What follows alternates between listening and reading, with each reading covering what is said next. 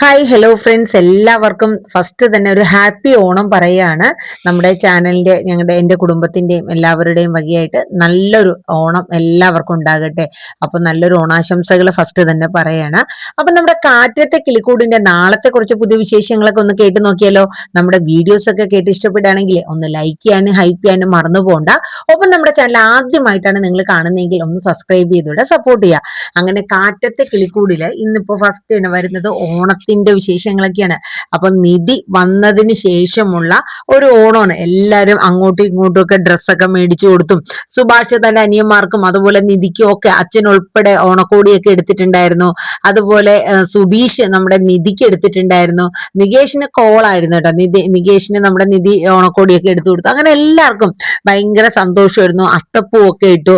ഭാസ്കരൻ ഉൾപ്പെടെ എല്ലാവരും. അപ്പൊ നിധി ഒരു കാര്യം പറഞ്ഞിട്ടുണ്ടായിരുന്നു. അതെ, ഓണത്തിന്റെ അന്ന് നമ്മൾ എല്ലാവരും ഒരുമിച്ച് ചേർന്നാണ് നമ്മൾ ഓണസദ്യ ഉണ്ടാക്കണത്. അല്ലാണ്ട് സുഭാഷ് ചേട്ടനെ മാത്രം അടുക്കളയിൽ കിടന്ന് പണിയെടുക്കാൻ വിടില്ല.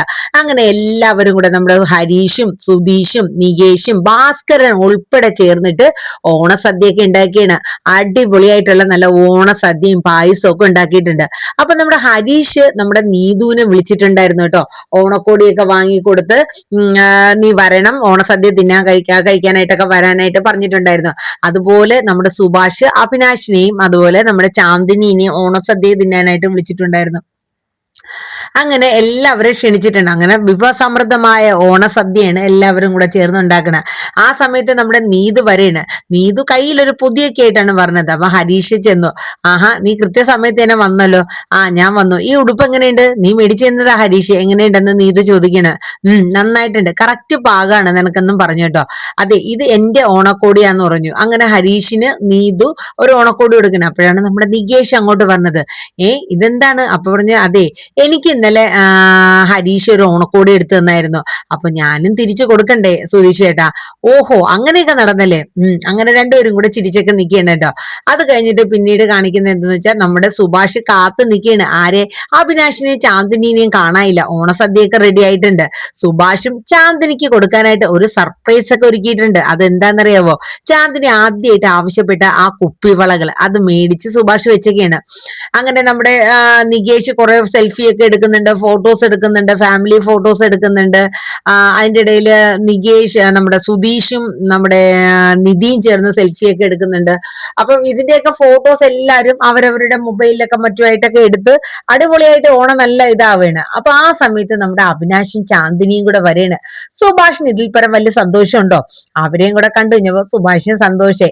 അങ്ങനെ അവര് വന്ന് കുറച്ചു നേരം കഴിഞ്ഞപ്പോ തന്നെ നമ്മുടെ ചാന്ദിനിക്ക് കുപ്പിവളകളൊക്കെ കൊടുക്കുകയാണ്. അതും നമ്മുടെ സുഭാഷ് കയ്യിലിട്ട് കൊടുക്കുകയാണ് കേട്ടോ. അപ്പൊ ഇതൊക്കെ നമ്മുടെ നികേഷ് അപ്പൊ ഉള്ളത് ഓരോന്നും കണ്ടുപിടിച്ചെടുത്ത് സുഭാഷിനെ ഇടയ്ക്കിടയ്ക്ക് ഇട്ട് കളിയാക്കുന്നുണ്ട് കേട്ടോ. ഹരീഷ് ഒപ്പത്തിനൊപ്പം നിന്നു. ഒപ്പം സുധീഷും രണ്ടും മൂന്നും മോശമാണോ? അങ്ങനെ നമ്മുടെ സുഭാഷിനെ ഇട്ട് ആകെ വാരാട്ടോ. അങ്ങനെ അടിപൊളിയായിട്ടുള്ള നല്ലൊരു ഓണമായിരുന്നു. എല്ലാവരും കൂടെ ഒരുമിച്ചിരുന്ന് സദ്യയൊക്കെ വിളമ്പി. ആ സമയം നമ്മുടെ നികേഷ് പറഞ്ഞു, നിധിയേട്ടത്തി, ആദ്യമായിട്ടാണ് ഇങ്ങനെ എല്ലാവരും കൂടെ കൂടി ഒരുമിച്ചുള്ള ഒരു ഓണസദ്യ കഴിക്കുന്നത്. ഇത്രയും നാളും അങ്ങനെ ഒരു അവസ്ഥ വന്നിട്ടില്ല. നിധിയേട്ടത്തി കുറച്ചും കൂടെ മുന്നേ ആയിരുന്നെങ്കിൽ അടിപൊളിയായിരുന്നു. പണ്ടൊക്കെ ഓണം വരുമ്പം ഡ്രസ്സൊക്കെ സുഭാഷ് ഏട്ടൻ മേടിച്ചു തരും, എന്തെങ്കിലും കറികളൊക്കെ ഉണ്ടാക്കും, ഞങ്ങളിരുന്ന് കഴിക്കും, പിന്നെ മൊബൈലിൽ കുത്തിക്കൊണ്ടിരിക്കും. ഇത് തന്നെ. അപ്പോഴേക്കും നമ്മുടെ ഹരീഷ് പറഞ്ഞു, ഇനി എന്തായാലും അടിപൊളി വർഷങ്ങളായിരിക്കും, നമ്മുടെ ഓണമൊക്കെ അടിപൊളിയായിരിക്കും എന്ന് പറഞ്ഞു. അപ്പൊ നികേഷ് പറഞ്ഞു, അത് ശരിയാ, അടുത്ത കൊല്ലം ആകുമ്പോഴേക്കും ആളെണ്ണം കൂടും. നമ്മുടെ സുഭാഷ് ഏട്ടൻ കല്യാണം കഴിക്കും. അത് കഴിയുമ്പോ പിന്നെ ഹരീഷിന്റെ കല്യാണം, അങ്ങനെ എല്ലാവരുടെയും കല്യാണമൊക്കെ കഴിഞ്ഞ് എല്ലാരും അടിപൊളിയായിട്ട് ഇരിക്കും. അപ്പൊ നികേഷ് എന്നിട്ട് എല്ലാരും മുഖത്ത് നോക്കാം. അങ്ങോട്ടും ഇങ്ങോട്ടും ഒക്കെ എല്ലാവർക്കും ഒരു ചെറിയ നാണക്കേടൊക്കെ വരണേ. ആർക്കാ? സുഭാഷിനും ഹരീഷിനും ഒക്കെ.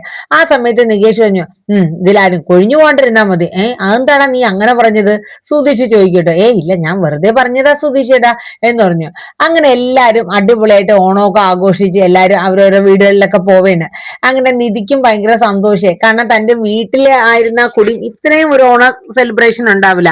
ഇതിപ്പോ എല്ലാവരുമായിട്ട് ഒരുമിച്ച് നല്ല സന്തോഷത്തോടെ ഓണമൊക്കെ ആഘോഷിച്ചു. അങ്ങനെ അടിപൊളി ഒരു ഓണമാണ് കഴിഞ്ഞു പോയത്. അപ്പോഴേക്കും അടുത്തൊരു വലിയ ദുരന്തം വരുന്നുണ്ട്. അത് മറ്റൊന്നുമല്ല, നമ്മുടെ സുധീഷ് തന്നെ ഒപ്പിച്ചു വെച്ച ദുരന്താണ്. അതായത് സുധീഷ് നമ്മുടെ സ്റ്റാറ്റസിലൊക്കെ ഈ ഓണത്തിന്റെയും ഓണപരിപാടികളുടെയൊക്കെ എല്ലാം കൂടെ ചേർന്നുള്ള സെൽഫിയൊക്കെ ഇട്ടിട്ടുണ്ട്. ഇതൊക്കെ നമ്മുടെ ഗായത്രി ഇരുന്ന് കാണുന്നുണ്ട് കേട്ടോ. ഗായത്രി ഓണാവധി ആയിട്ട് കൂടി വീട്ടിൽ പോലും പോവാണ്ട് താമസിക്കുന്ന ആ വീട്ടിൽ തന്നെ നിൽക്കുകയാണ് കേട്ടോ. ഗായത്രിക്ക് ഇതൊക്കെ കണ്ടിട്ട് ഭയങ്കര ഒരു സങ്കടമായിരുന്നു. കാര്യം മറ്റൊന്നുമല്ല, താൻ ഇവിടെ ഇത്രയും മനസ്സ് വേദനിച്ചിരിക്കുന്നു. സുധീഷേട്ടന് ഒരു സങ്കടവും ഇല്ല. അവരൊക്കെ നല്ല ഓണം അടിപൊളിയായിട്ട് ഓണം ആഘോഷിച്ച് അടിപൊളിയായിട്ട് നടക്കണു. എന്താ പറയാ, എന്റെ ഒരു തലവിധി എന്നും പറഞ്ഞുണ്ട് ആകെ ഒരു ഇടങ്ങേറ് പിടിച്ച അവസ്ഥ ഗായത്രിക്ക്. തലയ്ക്ക് ഭ്രാന്ത് പിടിക്കും പോലെ. കാരണം താൻ ഇത്രയേറെ സുധീഷിനെ സ്നേഹിച്ചിട്ടും തനിക്ക് ഇങ്ങനെ ഒരു തിരിച്ചടിയാണല്ലോ സുധീഷ് തന്നത്. അത് ഗായത്രിക്ക് ഒട്ടും തന്നെ സഹിക്കാൻ പറ്റാത്ത ഒരു അവസ്ഥ തന്നെ ഇരുന്നു കേട്ടോ. അങ്ങനെ ഗായത്രി ഇരുന്ന് ആകെ സങ്കടപ്പെട്ട് റൂമിൽ ഇരുന്ന് കരയാണ്. എന്റെ കൂട്ടുകാരെയൊക്കെ വിളിച്ചിട്ട് ഈ സങ്കടങ്ങളൊക്കെ പറയണേ. തന്നെ തേച്ചിട്ട് പോയി സുധീഷ്, തന്നെ ഇഷ്ടമല്ലാന്ന് ഇപ്പൊ അവോയ്ഡ് ചെയ്യണു എന്നൊക്കെ പറഞ്ഞിട്ട് ഭയങ്കര സങ്കടങ്ങളൊക്കെ ഗായത്രി പറയണേ. അങ്ങനെ ഗായത്രിയുടെ ഫ്രണ്ട്സിന് ഗായത്രിയുടെ ഈ കരച്ചിൽ കേട്ടിട്ട് സഹിക്കാൻ പറ്റില്ല. അങ്ങനെ അവരെല്ലാരും കൂടെ സുധീഷിനെ വീട്ടിൽ വന്ന് കാണാൻ. അതെ, സുധീഷേട്ടൻ ഈ ചെയ്തത് വെറും ചീറ്റിംഗ് ആയിപ്പോയി. കാരണം ഗായത്രിയോട് സത്യങ്ങളൊക്കെ പറയാമായിരുന്നു. വെറുതെ എന്തിനാ അവളെ മോഹിപ്പിച്ച് ഇങ്ങനെ കൊണ്ടാക്കിയിട്ട് പിന്നെ അവോയ്ഡ് ചെയ്യണ. അതിന് ഞാൻ അവളോട് ഇഷ്ടമാണെന്നോ അല്ലെങ്കിൽ വിവാഹം കഴിക്കാന്നോ എന്നൊന്നും ഞാൻ അവളോട് പറഞ്ഞിട്ടില്ലല്ലോ. അപ്പോഴേക്കും അവര് പറയും, അതെ അവളോട് പറഞ്ഞിട്ടില്ല, അത് ഞങ്ങൾ സമ്മതിച്ചു. പക്ഷെ രാത്രിയെന്നോ പകലെന്നോ ഇല്ലാണ്ടോ എപ്പം നോക്കിയാലും അവളെ നിങ്ങൾ വിളിക്കാറില്ലേ? പിന്നെ അത് സ്നേഹമല്ലാണ്ട് പിന്നെന്താണ്? അവളോട് എപ്പോൾ നോക്കിയാലും സംസാരിച്ചുകൊണ്ടിരിക്കുന്നത് അവളോട് ഇഷ്ടമുണ്ടായിട്ടല്ലേ?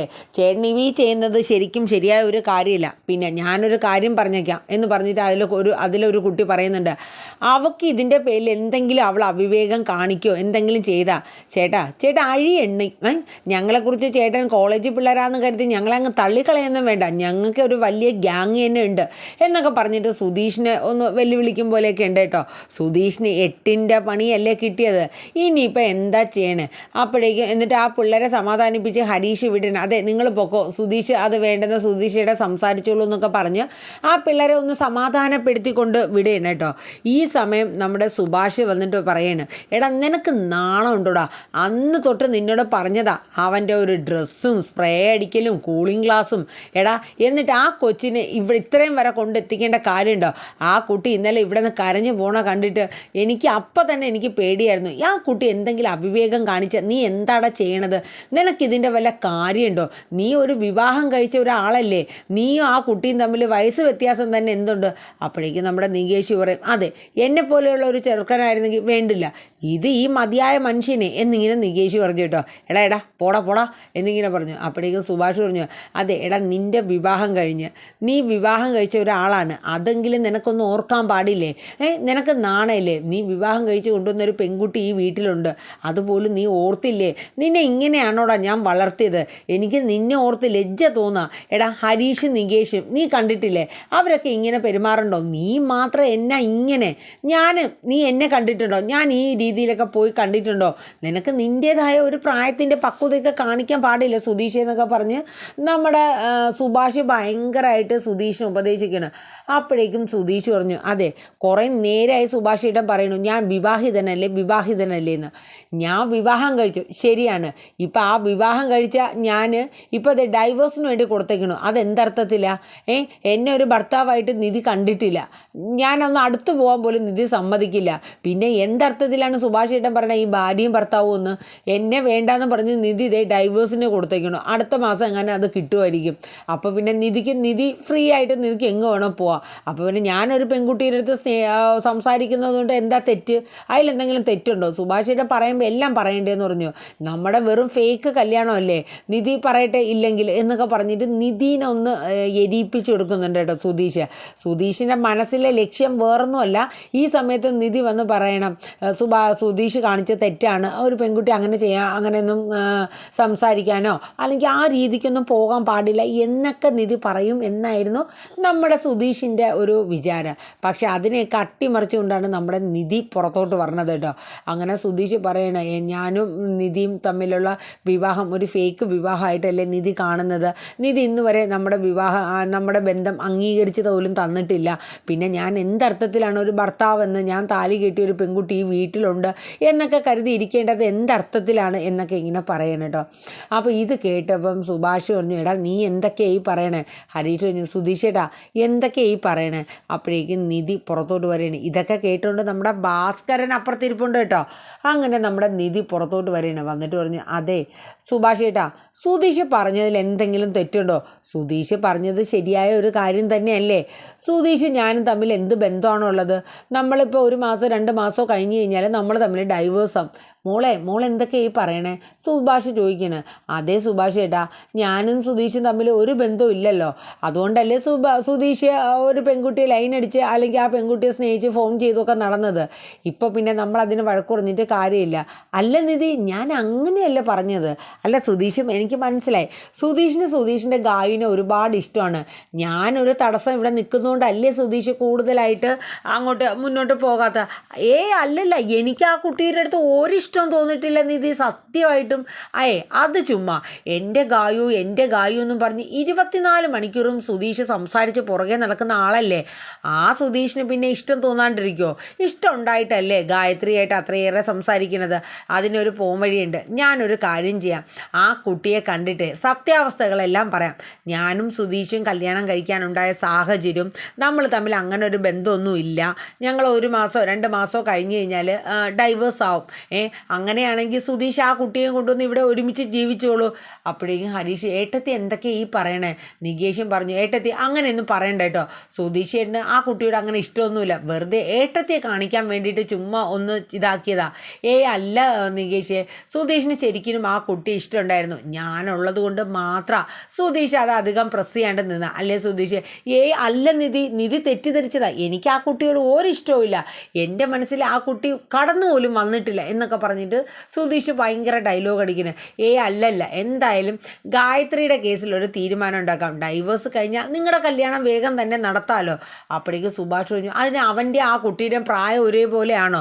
ഭാസ്കറിന് ഒരു നിമിഷം ചിന്തിച്ചു. ഇത് 8ൻ്റെ പണി ആയല്ലോ. വടി കൊടുത്ത് അടി മേടിച്ച കണക്കാണ് സുധീഷ് ഇപ്പോൾ എന്ന് പറഞ്ഞ് ഭാസ്കർ അവിടെ ഇരുന്ന് ചിരിക്കുക കേട്ടോ. ഈ സമയം നിധി പറഞ്ഞു, അതെ ഞാൻ പോയി ഗായത്രിയെ കണ്ട് കാര്യങ്ങളൊക്കെ പറഞ്ഞ് മനസ്സിലാക്കിപ്പിക്കാം. അപ്പോൾ പിന്നെ പ്രശ്നം സോൾവ് ആവുമല്ലോ. അപ്പോൾ സുധീഷ് പറഞ്ഞു, എൻ്റെ പൊന്നു നിധി അങ്ങോട്ട് പോകേ വേണ്ട. എനിക്ക് ആ കുട്ടിയോട് ഇഷ്ടമില്ലാന്നേ. ഞാൻ അങ്ങനെ ആ രീതിയിൽ ആ കുട്ടിയെ കണ്ടിട്ട് പോലുമില്ല. അത് വെറുതെ ഞങ്ങളെയൊക്കെ പറ്റിക്കാൻ വേണ്ടി സുധീഷ് പറയണം. എന്തായാലും ഞാൻ നികേഷിനെയും കൂട്ടി ഞാൻ ആ കുട്ടിയെ പോയി കണ്ട് സംസാരിക്കട്ടെ എന്നും പറഞ്ഞ് നിധി പോകാനായിട്ട് നിൽക്കുകയാണ്. സത്യം പറഞ്ഞാൽ നമ്മുടെ സുധീഷിന് 8ൻ്റെ പണിയാണ് ഇനി വരാനിരിക്കുന്നത്. നിധി ഇത് അടിച്ച് കലക്കി കൈ കൊടുക്കാൻ പോണതാ കാണണം കേട്ടോ. അപ്പോൾ ഇതിൻ്റെ ഇടയിൽ നമ്മുടെ സുഭാഷും ഹരീഷും നികേഷും ഒക്കെ ആകെ ടെൻഷൻ അടിക്കുന്നത്. കാരണം നിധിയേട്ടത്തി ഇത് എന്ത് കൽപ്പിച്ചാൽ ഇങ്ങനെയൊക്കെ ചെയ്യാൻ പോണത്? പക്ഷേ ഇതിൻ്റെ പിന്നിലൊരു ട്വിസ്റ്റ് ഉണ്ട്. അത് നമുക്ക് വീണ്ടും കാത്തിരുന്ന് തന്നെ അറിയാമല്ലേ. അപ്പോൾ നമ്മുടെ വീഡിയോസൊക്കെ കേട്ട് ഇഷ്ടപ്പെട്ട് കഴിഞ്ഞാൽ ഒന്ന് ലൈക്ക് ചെയ്യുക, ഹൈപ്പ് ചെയ്യുക, നിങ്ങളുടെ അഭിപ്രായങ്ങൾ രേഖപ്പെടുത്തുക. ഒപ്പം നമ്മുടെ ചാനൽ ആദ്യമായിട്ടാണ് കാണുന്നതെങ്കിൽ ഒന്ന് സബ്സ്ക്രൈബ് ചെയ്തുകൂടെ സപ്പോർട്ട് ചെയ്യുക. എല്ലാവർക്കും ഒരിക്കൽ കൂടി നല്ലൊരു തന്നെ ഓണാശംസകളും പറഞ്ഞുകൊണ്ട് ഞാൻ നിർത്തുന്നു. Thank you, bye bye, take care.